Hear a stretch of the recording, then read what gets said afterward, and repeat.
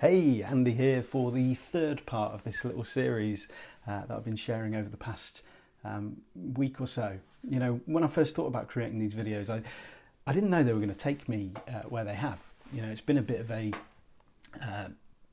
journey. I hate that word, but I can't really think of another one.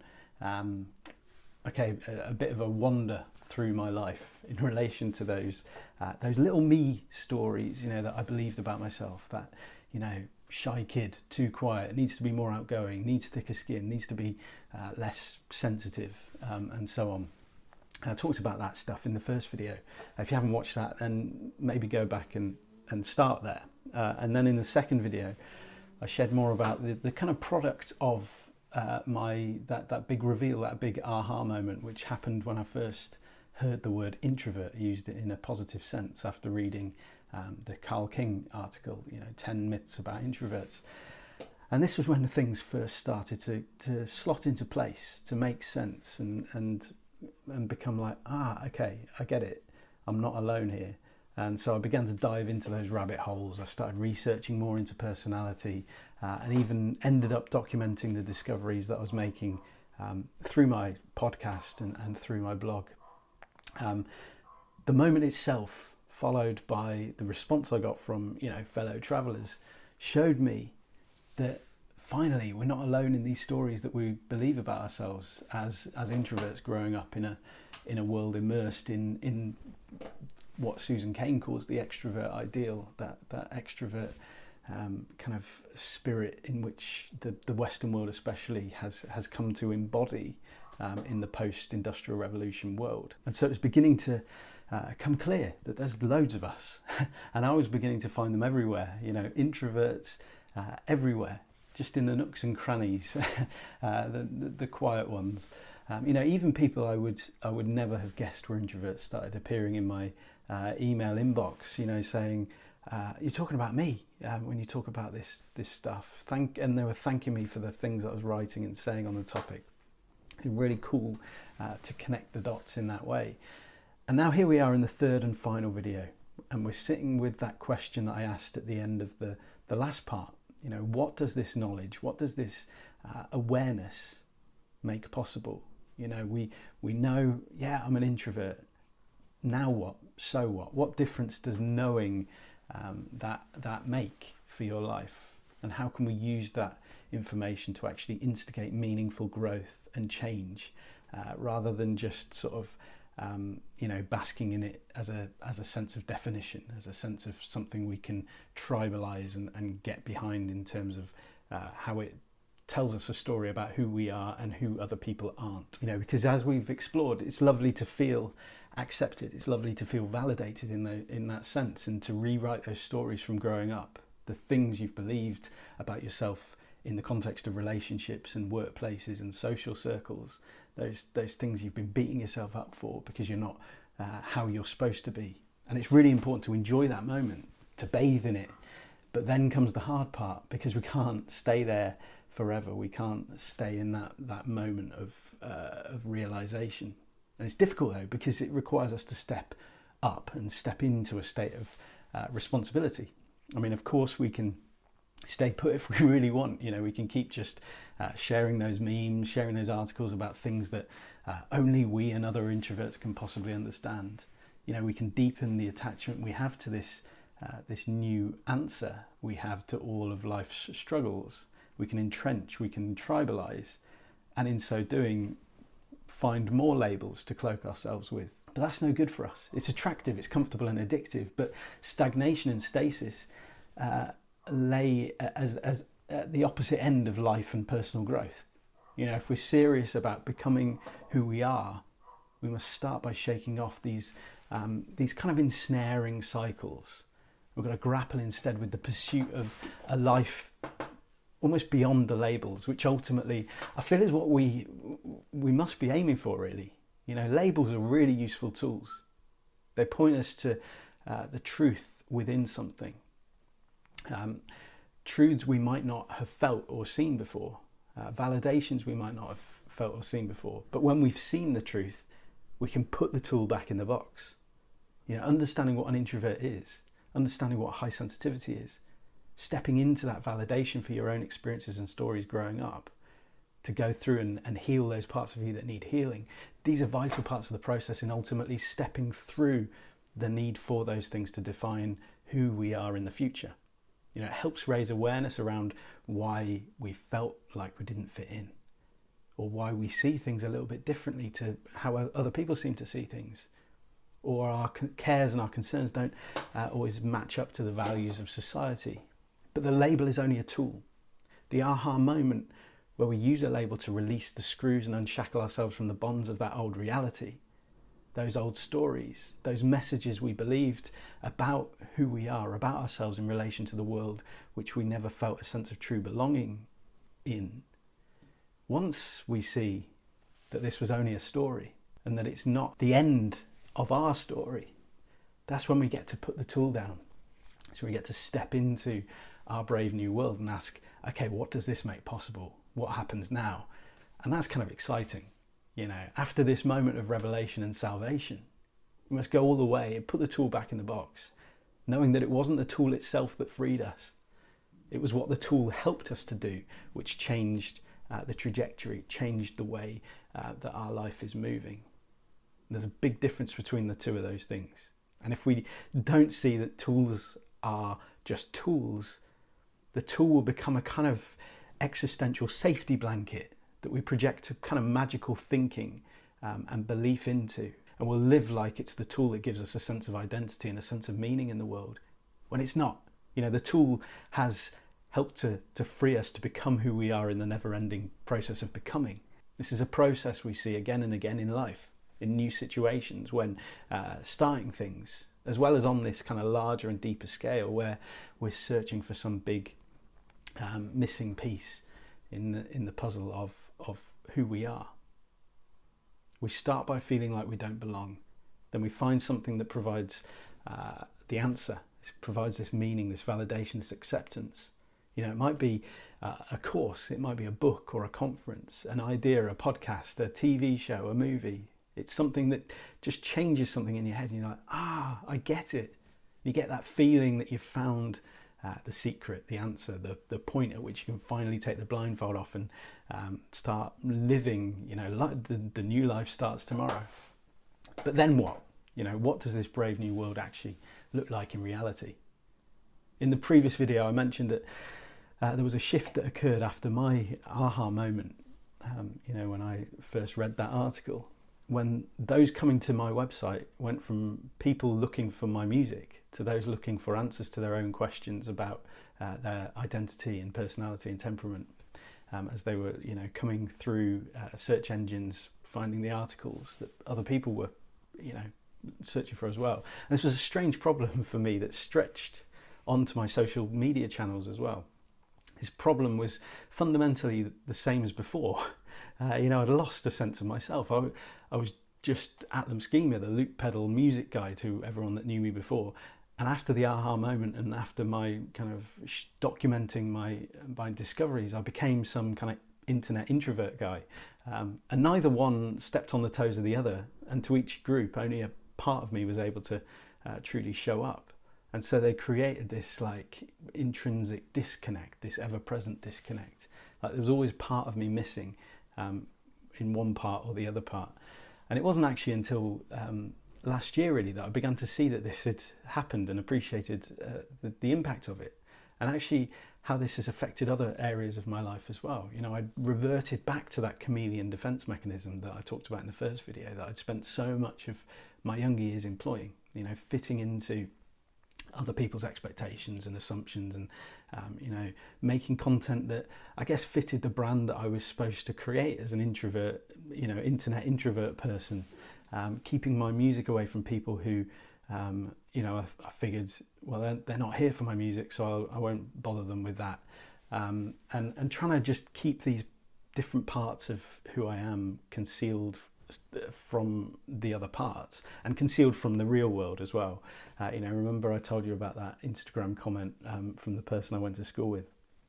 Well, the idea that real life and the online world would collide in that way, it felt kind of beyond weird, and it's never been something I'm comfortable with. But yeah, this new wave of identity crisis actually coincided with a period of counselling as well that I was going through, and I came to see that everything was connected. You know, nowhere was I being kind of disingenuous or insincere. It wasn't that I was, ever pretending to be someone I wasn't. Whether when being the music guy, the introvert guy, the coaching guy, the undertaker guy, whatever the particular role that I was taking was. The issue wasn't that I was trying to be somebody else, somebody that I wasn't. The issue was that I wasn't being enough of the whole of myself. You know, my counsellor made this observation as our sessions had progressed. It became abundantly clear that there was kind of no value to this kind of chameleonism. You know, bringing 40% of yourself to this area, 20% of yourself to that area, and at no point do you bring the fullness of who you are. And yet, as my counsellor pointed out, people need the full thing. They would love to see the full thing. And we can all, accept and embrace those kind of liminal boundaries that we traverse and we step beyond. You know, I can be the rational stoic, step back from a situation and work out what I need to do in quite a rational way. But I'm also a highly sensitive person who feels deeply and has a powerful emotional response to other people's stories. I can be the anxious introvert who doesn't want to act until he feels safe. That's the same person who can stand on stage in front of 2,000 people and sing a song. You know, yes, I'm a unique mess of contradictions and experiences and values and hopes and dreams, and so are you, and we all are. And this is a really important thing for us to enjoy, to embrace, and to move with. You know, I began to experiment to bring music into other areas of life, reconnect, reawaken the old creative spirit within, and share that stuff in a new way. Allowing all of me to show up to things, to be creative in the way that I share myself with the world, and share myself with those people who have gravitated towards me through those rabbit holes that I talked about. You know, the problem created by the shift has actually become a solution to the problem of uniqueness, the question of voice, of messaging, of value. It's something I ask myself a lot, you know, am I adding value or am I just making noise? Am I just doing something that someone else is already doing and they're doing it better? But I'm hearing positive responses to this growing hybrid combination of all those things that make me who I am and things that I care about and want to share with the world, not simply because of what I do, but because of what it shows others is possible. You know, it helps people realize I don't have to fit into a pre-existing mold to move along the boundaries that other people have set and these expectations that have been put there for me. I don't have to follow those rules, to embark on the well-worn paths that others have trodden, or to conform to the norms and expectations set by society in kind of random ways. Wasn't that one of the very gifts of being an introvert from the article? We don't just conform to the way things are done just because everybody does it. Now, this is all of us. You know, we're not this or that label. We're this, that, and all of the other, and everything that contradicts and interweaves. We don't fit into nice, neat boxes where we can be clearly labelled and defined, ready to be shipped to the right tribe into which we will fit in. And this lies at the very heart of what makes a beautiful life and what we step into once we've had that aha moment and come out the other side. You know, no one truly fits. And within that lies the truth of belonging. In fact, despite what we might assume, fitting in is actually the very opposite of belonging. When we seek to fit in, when we put all of our effort into fitting in, when we believe that we need to fit in order to feel whole, to feel accepted, to feel validated, we actually alienate ourselves from ourselves. When we pursue paths that we think we ought to, and we reject the messy contradictions and confusing desires that churn away within, rather than, finding a sense of belonging, what we actually do is cut ourselves off from belonging. We might end up, looking the part, building a successful brand, earning lots of money, doing an impressive looking job role, achieving some fascinating goals, whatever. We look like we think we're supposed to, like those people that we compare ourselves to do. Apparently, if we look at ourselves through the lens, through the eyes of other people, we fit in. Other people would say so. But inside we still feel disconnected. We still feel alienated and distant and fragmented and dislocated. So what does that, even when we spend all our time and our energy and our money and our attention doing what we need to do to fit in, we still don't belong. Yeah, well, that's kind of cool. I know that doesn't sound cool, but it's kind of liberating, isn't it? It's a real game changer. You know, if we truly take this on board, what does it make possible for us? If all of that stuff's a waste of time, we're free to become who we're forever in the process of becoming. And this grounds us in an ever-growing openness, an ever-growing compassion, to accept, to validate, to see other people in all of their messy, liminal, rule breaking. When we live like there's no great reveal, no big answer, no great secret that we need to uncover, we're free to embrace life in all of its uncertainty, in all of its chaos, its confusion, its mystery, and its beauty, ultimately. To live like we're a part of writing ourselves into this moment and part of writing the collective stories that give life both individual and shared meaning. I've mentioned the haven a few times in these videos, and it's all of this stuff that lies at the heart of why I created it. You know, I built it for introverts, for highly sensitive people, but it was never meant to just end there. You know, and I absolutely love to see the journeys that members embark on, growing and nurturing more of who they are becoming through the seasons, through the years, taking to heart this message that we are so much more than we're told we are, than we come to believe we are when we take those messages to heart. We're more than the stories we've been told about ourselves. We're more than the stories we tell ourselves about ourselves. And when we put down our tools and we show up at the door just as we are, we really stand a chance to respond with imagination and creativity to the inspiration we might not always notice around us. Accept and embrace the change that comes through the process of life itself. Experience belonging through a commitment to avoid fitting in. Actively bring more tranquility to the world around us and invite more serenity to the world within us, to discover true strength in sharing our vulnerability, and to confidently embark on the uncertainties and unknowns of this collective adventure. So in that paragraph, I basically shared the themes that we look at each year. So change, belonging, serenity, strength, confidence, adventure, creativity, tranquility, and inspiration. We're coming into the final of our seasons of this year. So we start in September and work through the 9 topics. I'm really excited. We're going to be looking at those final 3 areas between now and August. So creativity, tranquility, and inspiration. And I'd absolutely love for you to join us in that.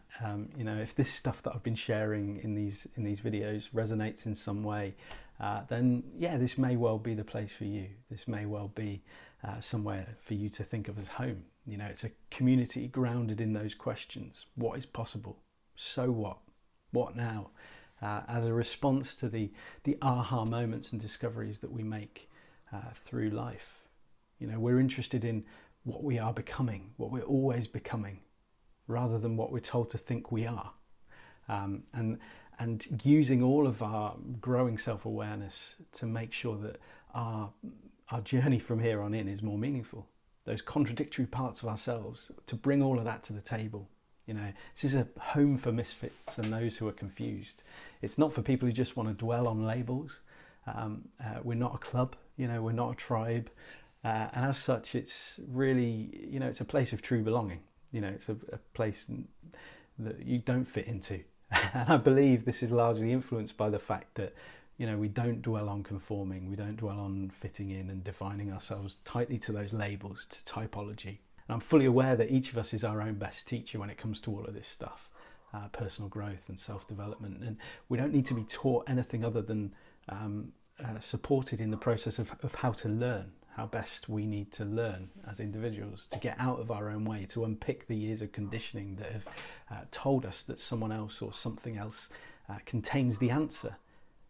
that the secret is out there somewhere, and we just have to find it. It reminds me of the journey of a detective story. I've used that word far too many times. But the worst part is always learning who the killer is. It feels like the best part. It feels like the part that we really want to get to.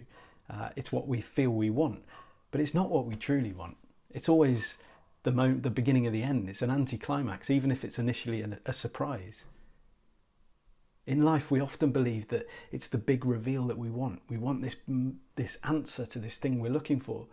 But the reveal is never exciting after the initial moment of discovery. It might feel like, yeah, we've got it. But we adapt, life goes on. And the thing we truly enjoy is the guessing. It's the not knowing, it's the theorizing, it's the thought that we could find something. It's coming up with new ways to think about problems. It's what makes magic enjoyable. The worst thing to do with magic is to find out, what lies behind the trick, the magician's secret, even though that's what we feel we want. But all that does is make us, shrug our shoulders and say, is that it? I could have done that. Oh, it's ruined. It's the same for anything that we believe holds the answer. We want the big reveals, so we spend all our money on courses and books and programs that have great marketing and say, you're going to get this big reveal. This is going to tell you how to change absolutely everything. They promise the world, but simply only usually tell us what deep down we already kind of know. That's to say, joining the Haven won't change your life overnight. It won't make you rich quick or provide instant confidence or success. If you'll allow it to, it will provide something I think is more meaningful than all of that stuff. Deepening connection within yourself, with people, with ideas, and with processes to step outside of that kind of magical thinking that we've been exploring over these videos, that sense of attachment we have to identity, to being defined, to being labelled, and to finding those answers, to finding those big reveals, the secrets, and whatever it is. And so what we aim to do is just create a way out of those frustrating circles of scarcity and provision. It's a gradual shift over time where we connect to our own natural rhythms, to the heart of what matters most in life to us. And it gives the space to interact with the world on our own terms rather than the terms of those who basically just want us to stay busy. People who want us to keep overwhelmed, to keep wanting more, to keep distracted, to keep believing in the idea of some great secret, great answer. So the Haven's open to the end of this month, April. Find out more through the link below. I'd love to see you in there. For the first time, I'm kind of running welcome meetings in Zoom, where I'll be saying hello to new members if you want to, and show you around the kind of virtual village space. And this season, again for the first time, I'm running live cafe hours where we quietly occupy a digital co-being space and work on things alone together. Whatever you need more of, be it time to work on a project, time to rest, time to read, time to practice a hobby or write or whatever it might be for you.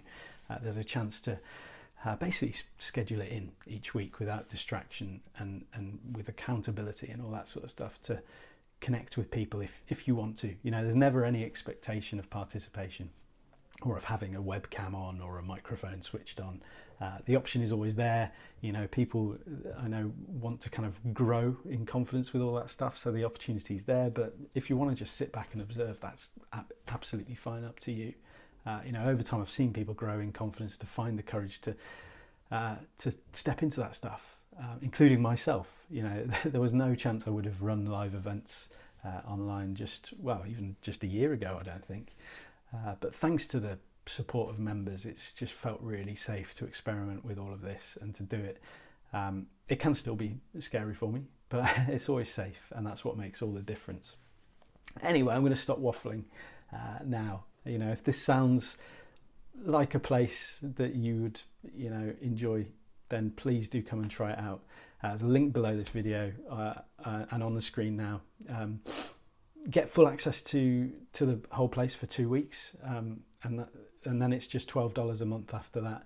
At that point I'll send you physical welcome letter, and you'll have ongoing access to one-on-one coaching discounts, the live events, community forums, and the entire past archive of content, including books and videos and over 30 interviews with gentle rebel leaders that I've spoken with since we started in 2014. So as I say, yeah, you've got to the end of April to sign up. Doors close on April 30th, so that the summer season can start and we can get stuck into it as we are. It won't be open again then until the end of the summer, start of the autumn. But yeah, there's all kinds of events happening throughout April as well that you can go and take a look at. So yeah, don't bother delaying. Come and join us. Cool. Well, I hope you found these videos helpful. I would really love to hear what you have made of them. Leave a comment as usual, or send me an email. As I've said before, I do read and respond to every email that I get. Yes, sometimes it does take me a little while to reply because I'm rubbish at sorting my inbox, but I do get around to it eventually. All right, I will catch you hopefully in the Haven very soon. Until the next time we speak, stay safe, take care, and goodbye.